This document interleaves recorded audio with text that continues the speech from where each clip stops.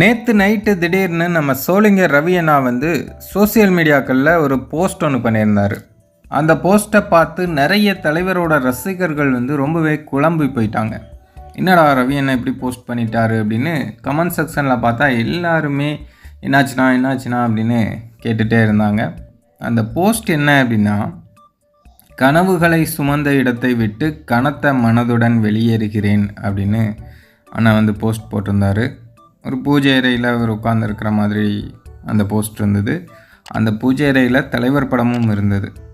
நிறைய பேருக்கு என்ன ஒரு அதிர்ச்சி, ஒரு குழப்பம் அப்படின்னா, தலைவரை விட்டு இவர் வெளியேறாரோ அப்படின்னு எல்லாரும் கொஞ்சம் ஷாக் ஆகிட்டாங்க. நம்மளும் கூட ரொம்ப ஷாக் ஆகி தான் நமக்கு தெரிஞ்சவங்க கிட்ட விசாரித்து பார்த்ததில் அண்ணன் வந்து இந்த போஸ்ட் போட்டதுக்கான காரணமே வேறு அப்படிங்கிறது புரிஞ்சுது.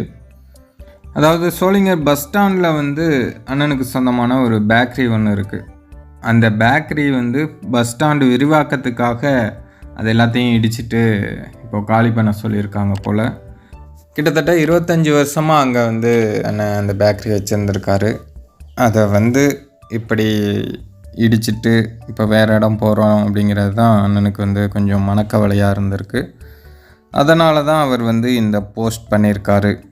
சோளிங்கர் ரவி அண்ணாவுக்கு என்றும் கடவுளின் அருளும் தலைவரின் ஆசியும் இருக்கும் வரையும் கண்டிப்பாக நீங்கள் இதிலிருந்து சீக்கிரமாக வெளியே வந்துடுவீங்கன்னா அடுத்த முயற்சி உங்களுக்கு கண்டிப்பாக இதைவிட சிறப்பாக அமையும் அப்படிங்கிறதுல எந்த சந்தேகமும் வேண்டாம். கண்டிப்பாக தலைவரோட ரசிகர்கள் என்றைக்குமே உங்களுக்கு துணை நிற்பாங்க.